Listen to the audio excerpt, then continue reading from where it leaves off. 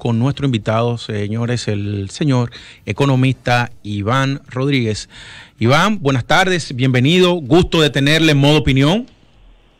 Muy buenas tardes y gracias a ustedes por decirle que nos sentimos honrados, usted es un decano, ¿no? Y que haya sacado tiempo para conversar un poco sobre la economía dominicana, pues para nosotros es de un grandísimo honor. Bueno, decía un economista, Milton Friedman, que los economistas son los que saben de economía, o los que hacen economía. Eso fue lo que yo estudié, pues tengo que hablar de economía. Es correcto. Mire, para entrar en materia, fíjese, el gobierno en esta semana informa que reduce el déficit fiscal en 77 mil millones de pesos y las reservas netas del Banco Central aumentaron en 10.600 millones de dólares. Entonces, como usted habla de Milton Friedman, ¿verdad? Y si no vamos a John Maynard Keynes, se supone que en una economía en recesión lo que se debe es estimular el gasto. Entonces, ¿no sería contradictorio estas informaciones que presenta el gobierno? Mira, en la economía se ha hablado mucho del tema de la expansión, la contracción, y recientemente el difunto, porque falleció en este año, economista italiano Alexina, publicó una obra titulada Austeridad, donde él, bendice la austeridad desde el punto de vista del gasto. Es decir, que en eso no vamos a estar siempre de acuerdo. Reducir el déficit, yo creo que es un gran logro. Eso es significativo, sobre todo porque la economía dominicana ha colapsado en este año 2020 de una manera extraordinaria. Aunque todavía no tenemos las informaciones definitivas de cuál va a ser la caída en el Producto Interno Bruto, con los cálculos que yo he hecho a partir de las informaciones que el gobierno publica y la que el gobierno informa a través de sus autoridades, a mí me está dando ya una caída al mes de diciembre de un 7% en términos reales. Eso es una caída brutal. ¿Qué ha sucedido con el tema del déficit? Eso hay que verlo en varias dimensiones. Cuando se hizo el presupuesto del año 2020, el COVID no existía. Y en ese momento, el presupuesto aprobado en el año 2019 para ser ejecutado en el año 2020 fue un déficit de 110 mil millones de pesos. La pandemia afectó inmediatamente la actividad económica, que es el origen de las recaudaciones que obtiene el gobierno a través de su capacidad tributaria. Y esa caída en los ingresos tributarios y en todo lo demás ingresos que recibe el gobierno por las diferentes vías, tuvo que ser compensado con endeudamiento público. A propósito de esto, del tema del endeudamiento público, yo debo ser coherente con mi discurso. Mi discurso siempre ha sido que en ausencia de una captación de ingresos que nos permita financiar el tamaño de nuestro gasto público, nosotros tenemos que ir a emisión de deuda, ya sea emisión de deuda doméstica o emisión de deuda en mercados financieros internacionales, la llamada deuda soberana. ¿Por qué? Bueno, porque en ausencia de recaudación, el gobierno tiene que enfrentar las necesidades que demanda la población, y lo único en estas coyunturas que tienen los gobiernos es acudir a la deuda pública. Yo siempre he dicho que la República Dominicana tiene una buena gestión de deuda porque siempre ha podido cubrir el costo presupuestario de la misma, tanto por el lado de los intereses como por el lado de la amortización, que ya esas dos partidas están representando alrededor del 35% de los ingresos del gobierno.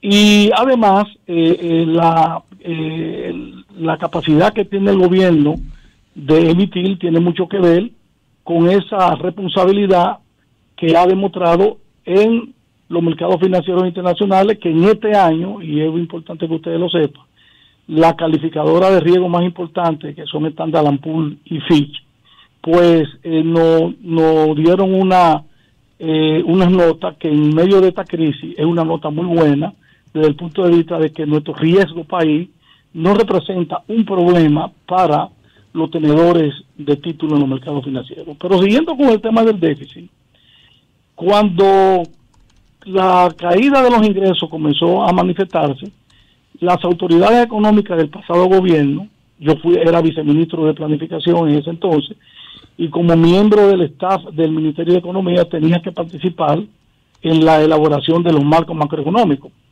En ese momento, concretamente en el mes de junio, nosotros tuvimos que revisar hacia la baja todo el marco en el que se sustenta el presupuesto.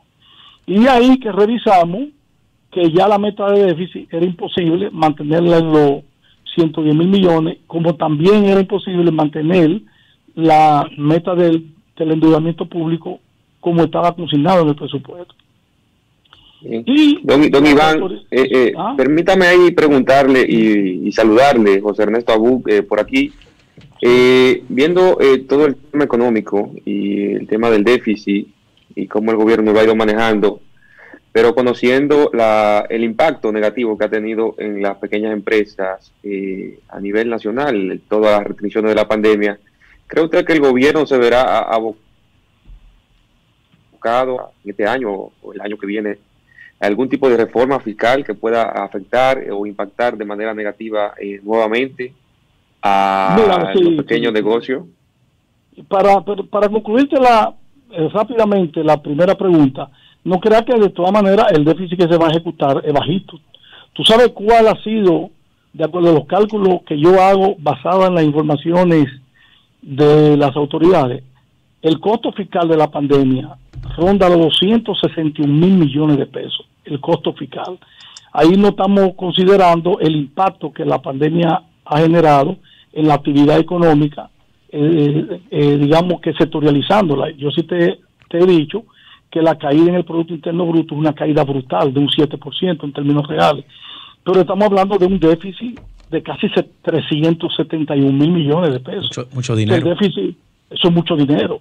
Si el gobierno logró reducirlo en 77.000, significa que el déficit proyectado por las nuevas autoridades, si por el nuevo gobierno, estaba cerca de los 450.000 millones de pesos. Es decir, que no es un ahorro tan grande, es apenas un 1.6% del PIB, que eso ha tenido mucho que ver, indudablemente, con algunas contracciones que se han generado en partida del gasto, que cualquier gobierno hubiese tenido que hacerlo. Lo lamentable sería que tú estés sacrificando partidas del gasto que son importantes para reactivar la economía, esencialmente el gasto de inversión. Pero si tú tomas medidas dentro del gasto corriente en la composición, por ejemplo, del renglón bienes y servicios, que es lo que el gobierno gasta para mantener en funcionamiento sus instituciones, tú indudablemente estás haciendo reducciones que no son de tipo prioritario. Y yo creo que por ahí el gobierno ha estado cortando mucho gasto. En cuanto a la segunda pregunta, el tema del pacto fiscal, mira, yo nunca he creído en eso del pacto fiscal realmente. Nunca he creído en eso del pacto fiscal porque el gobierno que es elegido por el soberano tiene la capacidad de representar el voto del soberano. Aquí hay que hacer una reforma independientemente de que sea o no sea consensuada. Ahora, ¿estamos en un periodo de reforma en el 2021? No. ¿Estamos en un timing adecuado para una reforma tributaria en el año 2022? Tampoco. La reforma tributaria, y olvídate de reforma fiscal, la reforma tributaria, aquí hay que comenzarla a estudiar ahora con miras a plantearla en el año fiscal 2023. en el año fiscal 2023, y cuidado, porque de acuerdo a... Ese será un año electoral, los gobiernos no se quieren entrar en ese tema. De acuerdo a mis proyecciones, yo creo que nosotros vamos a recuperar el 2019, probablemente o a finales del 23 o en el año 2024.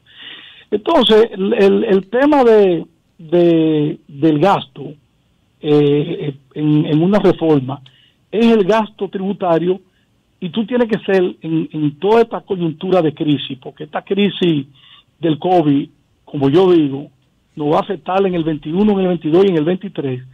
Tú no puedes eliminar exenciones tributarias en estos momentos. No son tiempos de eliminar exenciones tributarias, y por ahí sería donde el gobierno podría, digamos, que ahorrar muchos recursos, porque estamos hablando de un gasto tributario que anda por cerca del 7% del Producto Interno Bruto. Si tú calculas que cada punto del Producto Interno Bruto en este año pasado representó cerca de 50,000 millones de pesos, estamos hablando de que el gasto tributario anda cerca de los 350,000 millones de pesos. ¿Dónde tú puedes conseguir recursos con una reforma tributaria? En medio de crisis no hay, en el actual sistema tributario dominicano, no hay figura tributaria que tú puedas atacar hacia modificación de la alícuota o de la tasa hacia arriba. No hay. Tú tienes los niveles más altos en términos de tasas impositivas en el ITEVI, en un 18%. Tú tienes en el impuesto sobre la renta una tasa altísima, un 25%.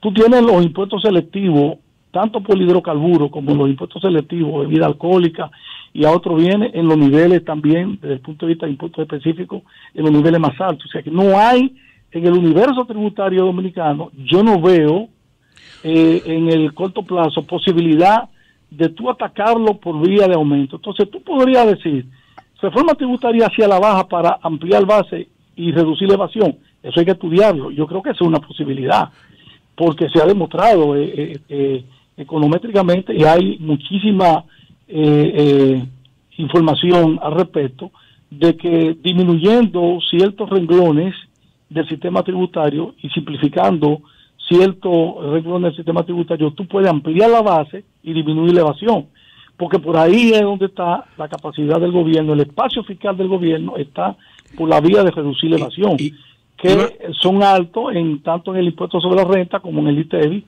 que son los dos. Iván, dos cosas que ha planteado. Básicamente que no necesariamente una reforma fiscal, sino tributaria. Y para los que saben economía, saben que son dos cosas distintas, aunque una lleva a la otra. ¿Verdad? Que hay que comenzar a estudiar en términos tributarios, porque usted dice que están muy altos los niveles de impuestos que tenemos en algunos renglones que más se habrá. Y además eso, una economía que no tiene tantos subsectores que tú puedes expandir, ¿verdad? Cobros de impuestos. Viene el pacto eléctrico. Si se da el pacto eléctrico, ¿usted cree que se abre una posibilidad en dado caso de una firma entonces con el Fondo Monetario Internacional, si se ve necesario? Mira, lo del pacto eléctrico, eso está resuelto, porque en el gobierno pasado se consensuó a todos los niveles, incluyendo la aprobación por parte del partido que hoy es gobierno. Eso ahí no va a haber que discutir, porque el gobierno hoy es que está beneficiándose de esa situación. Entonces, el pacto eléctrico, eso está a la vuelta de la esquina, porque ya eso fue aprobado. El presidente pasado no lo puso en ejecución, porque dijo, si no está de acuerdo el principal partido de la oposición, yo no lo voy a ejecutar. Como hoy el partido de la oposición es el partido de gobierno, pues yo no creo que haya muchos inconvenientes en poner eso en operación. El tema del fondo, el fondo nosotros hemos estado asistiendo, para que ustedes lo sepan, no a través de acuerdos stand-by ni acuerdos de facilidad ampliada, pero el fondo le inyectó en el 2020 alrededor de 700 millones de dólares a la economía dominicana a través de derechos especiales de giro. Y hay algo que yo no te contesté ahorita, el tema de la reserva. Claro, las reservas internacionales son altas, un gran aval que tiene la economía dominicana para amortiguar falta de liquidez en coyunturas específicas. Con unos niveles de reserva, como lo que dijo el gobernador del Banco Central, es fácil decir que la economía dominicana tiene más de 5,000 millones de liquidez disponible para enfrentar cualquier corrida en el sistema financiero. Ahora, ¿por qué son tan altas las reservas? Ven acá, nosotros vamos a emitir en el 2021 unos 5,000 millones de dólares. Ya. Eso va para mercados financieros internacionales. 5,000 millones de dólares es mucho dinero. Entonces, y la República Dominicana tiene capacidad para hacer esa emisión. Lo que yo asumo es que ya en eso está imputado en los cálculos de la reserva. Ya. Además, es claro, eso está imputado porque son unos 291,000 millones de pesos, que es el equivalente a 5,000 millones de dólares aproximadamente, que el gobierno va a buscar, que tiene que salir a buscarlo ya. Pues probablemente mañana esté definiendo el roadshow que va a hacer en los mercados financieros internacionales para colocarle su dinero. Entonces ese dinero está imputado ahí en esa reserva. Excelente. Y por eso es alto, Entonces, sí, tú me ibas a decir, la pregunta era... Te vamos a despedir, Iván. Porque se nos agotó el tiempo. Yo lo que creo es que tendrá que ser una invitación entonces ampliada, porque se nos quedaba hay que repetirla una hora completa con Iván. Porque Iván es un decano, señores, es un decano de la economía dominicana, un hombre que hay que sentarse con una libreta. Muchísimas gracias, Iván. Muchísimas gracias, un fuerte abrazo. Soy un señor que va a cumplir 45 años de ejercicio en la economía. Y nosotros que somos unos nobles. Muchísimas gracias. Un abrazo. Muchísimas gracias, Iván.